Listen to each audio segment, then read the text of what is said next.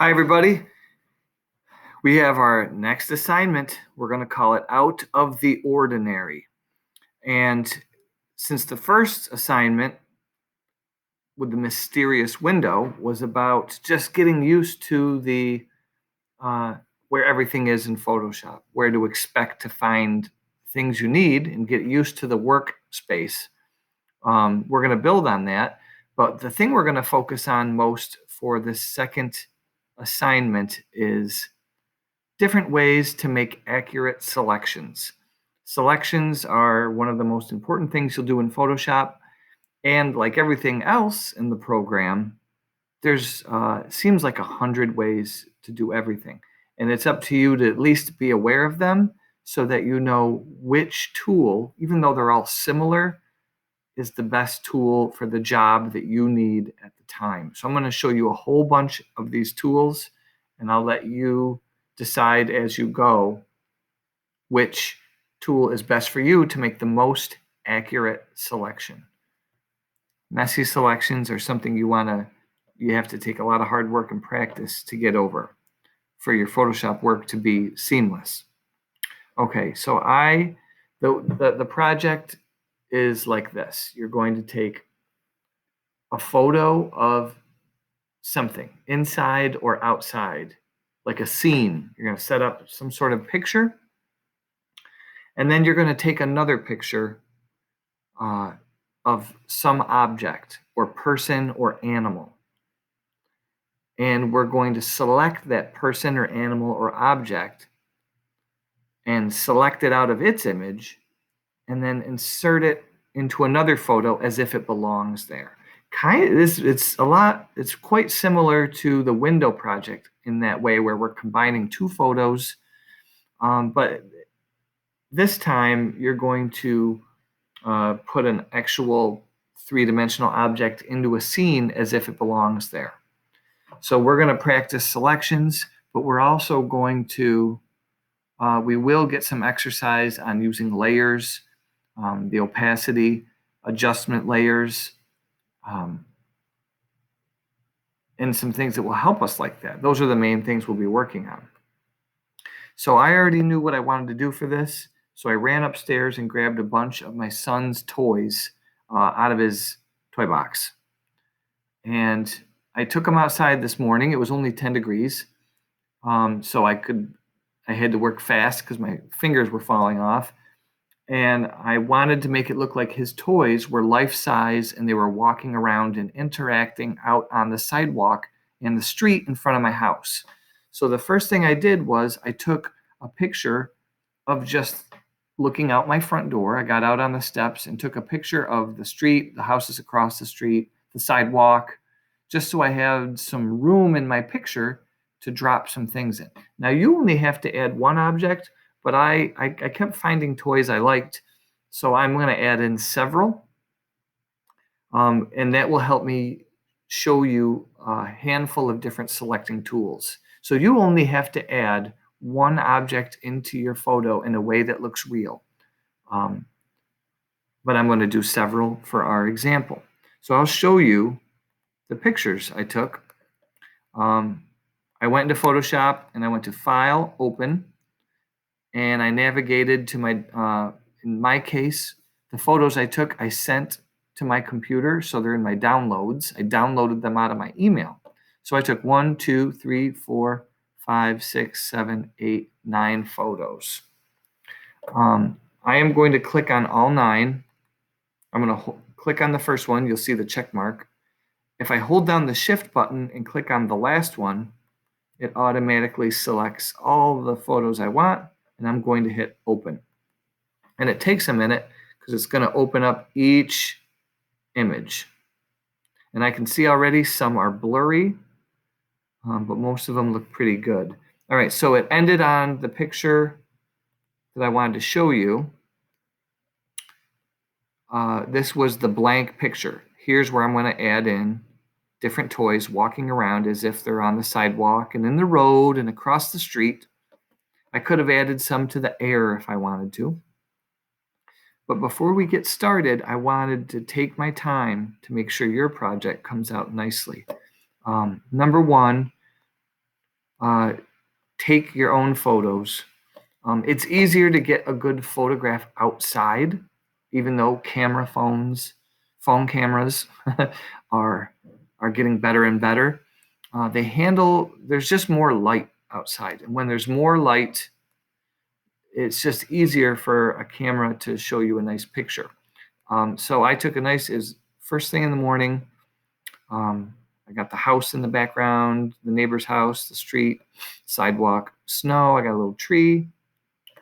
And this is where I'm going to do it. So number one, start off with a nice photograph of where your objects are going to go. And remember, it can be an inside shot. You just want to make sure there's enough light that your camera doesn't have to work too hard to try to give you an image that isn't grainy. So step one, done. Took my background photo. Now up here are all the tabs of my other images. So I'll just zip through those real quick. One, I have this Metroid toy here. So I'll show you how we're going to select that out. I had to try to hold it so that my hand wasn't blocking any of the image. I did do that in one of the other ones, and I'll show you how I have to fix it. And it's extra steps, and it's a pain in the neck. So it's better to not have to do extra work if you don't have to. The other thing I did, probably the most important thing I did was I'm taking a picture of the object or person or animal that I want in the photo in the same place. The same sunlight at the same time is hitting this object actually at a similar angle that I want in the photo. It's very hard to fake lighting in Photoshop or any program. It's just very hard because your eye picks up on things that aren't quite right very quickly, and they're very distracting. So I knew I wanted the Metroid person to be walking down the sidewalk about over here. So I held it up at the angle I wanted so the light would be hitting it the way I wanted. So I wouldn't have to paint in light. And I held it the angle that I wanted it so that my hand wasn't covering it. And I tried to make sure it was in focus. So that this one came out good. So let me go. Here's another one, but I made a mistake right here. I wanted this Zelda dude to be walking down the sidewalk. So I kind of held him out in front of me where I wanted him to see, so the light would be hitting him in the same place as it is all these snowbanks from the upper right. You can see it hitting the snow on the upper right. If I had taken a picture of this toy at night in my dining room where I have 4 lamps on that are very weak, he'd have a very different lighting pattern. Light would be hitting down here more, maybe over here. It'd be a different color light. It'd be grainier and darker. It wouldn't match automatically the color. So our lighting is already the same as the scene because I took pictures of the objects in the scene. That is very, very important. If you can get away with it, do that. Sometimes that's not possible, but if you can make it possible, it eliminates so much work for a realistic image. Now, the big mistake I made was I held my thumb in front of his leg. So now when he's all cut out of this photo, you're going to see my thumb. So what I did to fix that was, there's my helicopter. This is actually a little bit blurrier, but I'm going to have the helicopter parked on the road. But I want to go back and talk about this thumb problem. So I have to find, there's Ganon. There's a Minecraft cow. Okay, so I took another picture similar, but this time I held it up here so I could see the leg. So I'm going to take the leg from this photo and drop it into this photo. So it's a little extra work, but it'll fix it. So let's see. We have Pokemon. Maybe I'm going to put that across the street in the driveway. So I have way too many. You only have to do one object really well. So let me start with something that's maybe, let's start with Metroid here. So in the next video, this video, I just wanted to show you what the assignment was going to be. I wanted to show you the importance of having your background photo really good and thought out. And the next important thing was that you took photos when all possible of a person, place, a person, an animal, or an object in the same lighting, in the same area. Because even though the sun's coming from a certain angle, that's not the only thing affecting the light and the color on these objects.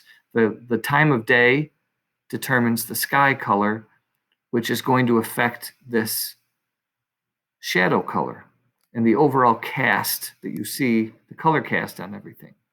So if I took a picture of a toy inside, it's going to be more of a yellow lamp light on it than this cool blue in the shadow and this bright yellow light of the sun in the shine. So I wanted to show you that we took them right where we want to be. The angle of the light is the way we want it. Less work later. A little more work up front, less work later. So I'm going to zip through these, even the blurry ones. All right, let's start with Samus here.